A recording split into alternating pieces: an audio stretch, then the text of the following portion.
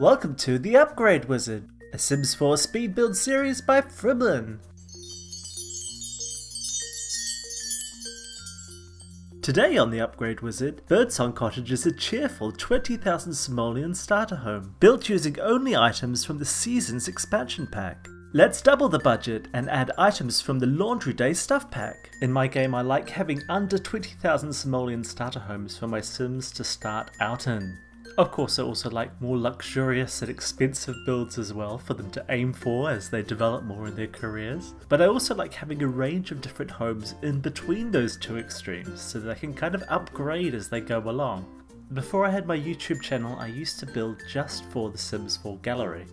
I would build starter homes and I would build more luxury homes as well, but one thing I really liked doing was also building cheap houses that weren't necessarily as restrictive as the starter home budget is. One of the cheaper builds that I was doing back then was what I called a starter plus.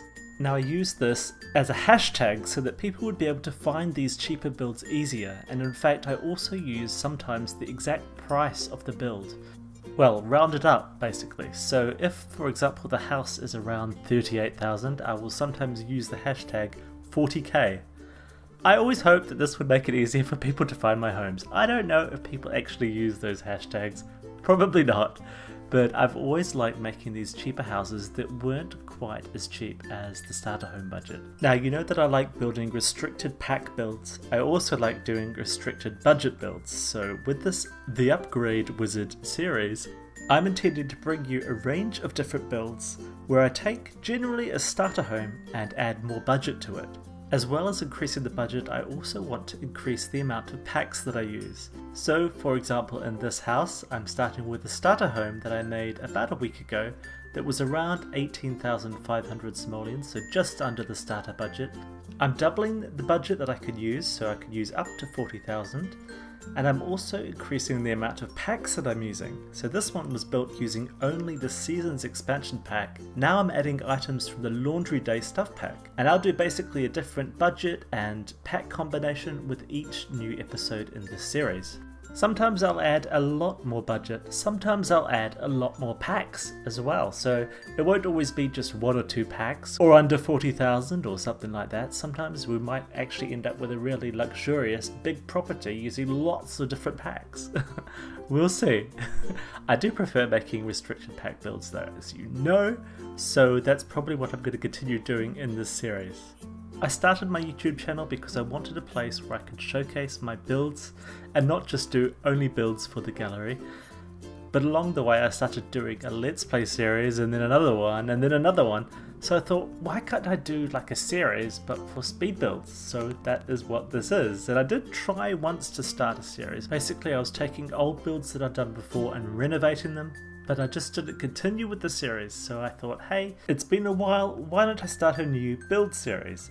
So here it is.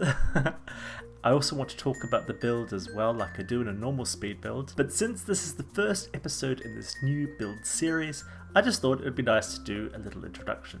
But let's backtrack just a bit. At the very start I took the roof off and just placed it on the back lawn, and then I added like a whole new upper floor. Before I took it apart and added some stairs, I made a copy of the main bedroom and stuck it on the back lawn. By doing that, it makes it easier for me to recreate the bedroom in its new position. I won't do that every time with every build. Basically, I just wanted to do it with this build, but in other builds I'll do it differently. There's not going to be any kind of rules restricting what I do other than the budget that I give myself and the pack restrictions that I give myself. After I made a copy of the main bedroom, I then started adjusting the kitchen and I basically made it a lot bigger, but apparently I made it too big. At the end of the video I had to go back and actually take out some of the counters I'd stuck in there. This is just something that happens when I'm doing a restricted budget build. You have to take things out, add things back in, and just kind of fiddle around until you hit the budget that you're aiming for, and it can be really annoying, but when you do finally hit that budget and the place looks good enough, it can be so satisfying. And I think that's why I like doing these build restrictions when I'm building, because when you finally get there, it just feels so good. So after making a relatively basic kids room, I'm now working on the main bedroom. Actually, I got kind of distracted working on the bedrooms, and I think I probably spent too much budget upstairs, and in hindsight I would have loved to have spent more time downstairs, but oh well. It's done now. I could always try harder next time. So most of the items in this bedroom are from the Seasons expansion pack. For example, the bed, the rug, the dresser, and the 2 bedside tables and lights, and the curtains, but there's also 2 chairs from Laundry Day stuff. The style of the main bedroom and the smallest of the kids' bedrooms are basically the same as they were in the starter home version. So adding the 3rd bedroom gave me a chance to make something brand new. And as you probably know if you've been watching me for a while, I like doing new things with each build, and I haven't used a lot of these yellow versions of these items before, so here's an opportunity to use them and try and make them work. I actually had a lot of fun making this room. Everything just seemed to work very well together. I definitely find that when I'm enjoying building, things just turn out so much better. But I think because I was enjoying it so much, I wasn't really thinking as much about the budget. So like I mentioned earlier, I actually kind of overspent upstairs. And yeah, I think probably this room didn't need quite as much decoration as I added to it. So I had to go back and adjust some of the things I'd built just to bring the budget down at the end. And one of the things I did, for example, was I replaced the bedside table here with a cheaper one from the base game. That's something I do often in restricted budget builds. Basically, if I've got the style of the room as I like it, it can be quite easy to replace some of the items with cheaper versions and yet keep the same style. So most of the furniture in this room is from the Seasons expansion pack, but I'm also using a chair and rug from the Laundry Day stuff pack. So I knew I was running out of budget, but I still wanted to put some kind of decoration in this upstairs hallway. So the same light that I was using already, and those flowers and the basket that I'm about to add are all from Seasons. So downstairs again, and I'm trying to make this flower arrangement table work, but in the end I ended up taking it out. So with a bit more budget, it makes sense to try and add a bit more curb appeal to the front of the house, and that's what I'm trying to do now. So I'm adding more detail around the front door, and then a couple of trees and a bit more foliage as well.